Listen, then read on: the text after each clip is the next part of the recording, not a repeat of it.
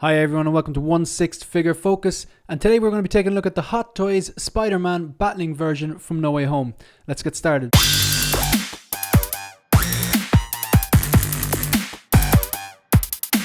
So this is the Hot Toys Spider-Man battling version movie promo edition from the movie Spider-Man No Way Home. So that's a bit of a mouthful. So it's the Spider-Man battling version movie promo edition from Spider-Man No Way Home. This retails or will retail at $345.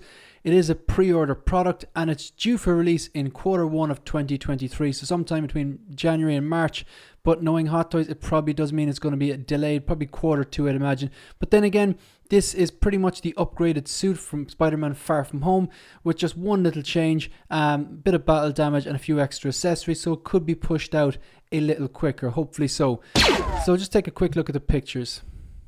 Right, so what do you actually get here? So this is like a movie promo edition. They do tend to push these out a little quicker.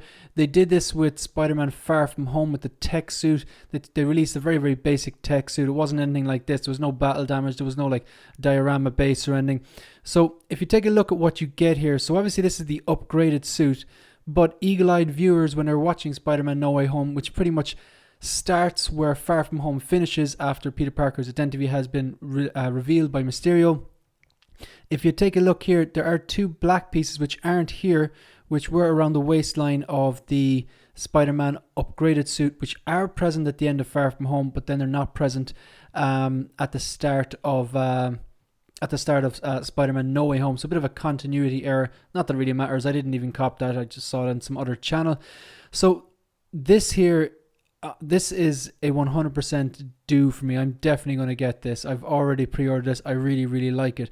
I actually have the upgraded suit already, the upgraded suit Spider-Man.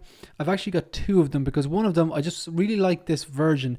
I tend to gravitate towards the traditional red and blue colors. That I prefer that. I have the kind of the deluxe version from Spider-Man Homecoming. However, I really do like the combination of the red and black, and I really do like the head sculpt on the upgraded suit. The reason I've got the two of the upgraded suit Spider-Mans from Spider-Man Far From Home is because I liked it so much. I wanted to preserve one, have one in a neutral pose, but then have another to pose with the Mysterio's drones. Okay, so I'm just going to pop a photo up there. If you want to see this again, I'm going to put I'm going to add some of the photos from that setup that I have with the Spider-Man upgraded suit from Far From Home posing on top of Mysterio's drone. So I got the two of them because anyone who's had one of these figures, even though they're really, really good and the proportions are good and the colors good and the suit design is good and they articulate very well, the suit, if you leave it in a kind of dynamic pose where there's a lot of movement over time, it does stretch and kind of crease that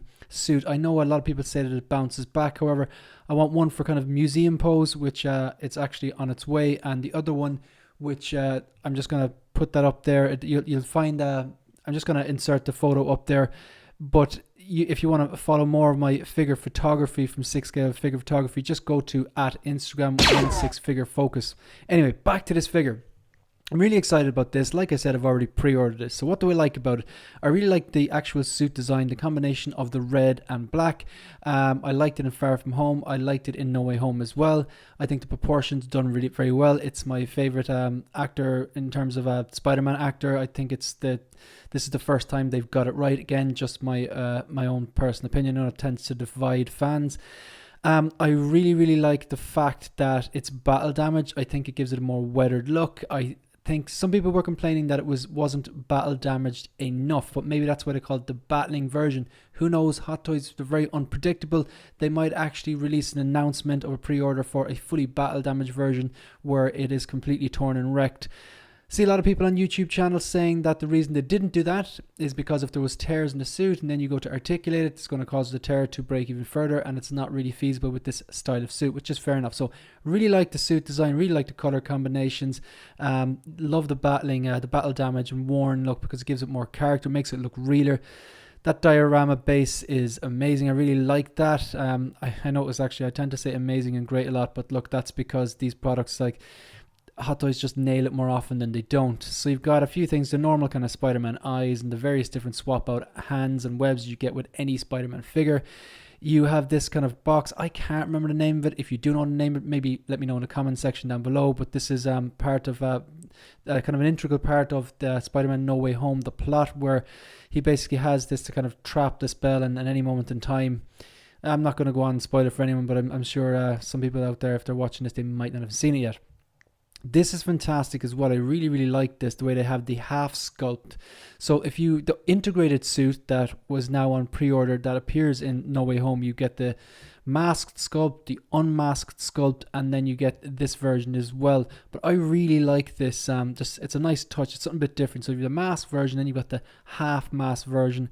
So they're pretty much, and then of course the diorama base, it looks very, very good as well. So let's flick through some of these pictures. Yeah, look, the red really popping there. We've got the web shooter kind of action going here, and then just this box, because it's again, can't remember the name of it, but it formed a very integral part of the plot. Like, this is it. Now that's why I'm pretty much buying this. That's how I want to pose it when I get it. And again, I mentioned in the Green Goblin video that I released that I have floating shelves, and I think for these figures that are designed to be kind of on top of rooftops, it's a nice way to get those figures up high, and if you get the balance right, they can, you can pose them very, very nice. So I think I might do something like that. You should have seen in the photos I added earlier on, the videos I added earlier on, that from my Instagram, that how I've posed up that Far From Home upgraded suit on the drone. So this may be something similar. I think if this fits into detail, I might kind of alternate, between the drones and this in the kind of the floating shelf kind of setup where they're nice and high. I think this looks great here. So yeah, again, like it's a dynamic pose, but it's not too bad. You're gonna get a bit of kind of creasing around the waist, maybe some in the back of the knee or something, but that's not the most damaging pose, I would imagine. Yeah, like all of this, I mean, it's just kind of, it has a kind of classic look as well. I know it's not the red and blue, and I would gravitate toward the red and blue, but I just think the combination of red and black looks really well. And there's a lot you can do with this base in terms of even just the museum pose here. It looks great. So this is 100% buy for me. Like I said, I've already pre-ordered this. Even like that looks great. You could probably suspend that with some sort of fishing line and a detail for on a shelf that you maybe kind of hide the lines, so you make it look like it's fully suspended. I know that Posing with Peter does a lot of that stuff. He's basically an artist when it comes to this stuff. But yeah, this is a do, definitely 100%. I've already pre-ordered it. Really, really like it. Anyway, that's pretty much it for this preview video. So if you are getting this or you're not getting this, or if you agree or disagree with anything that I've said, again, these are just my opinions, not designed to be provoke any sort of major reaction. But yeah, Tom Holland is the Spider-Man that I kind of think is he's done the best job. Personally, it's the movies I like the best. I think it's the first time they've really done Spider-Man well, in my opinion. And this is an absolute do, for the simple reason that I do like this suit anyway. The battle damage, the diorama base, the half mask head sculpt, and this box here, bit pricey, around $345, but that's because it affected the base in this half mask head sculpt. So if you've enjoyed the episode and you want to support the channel, go ahead and like, comment and subscribe. See you in the next one.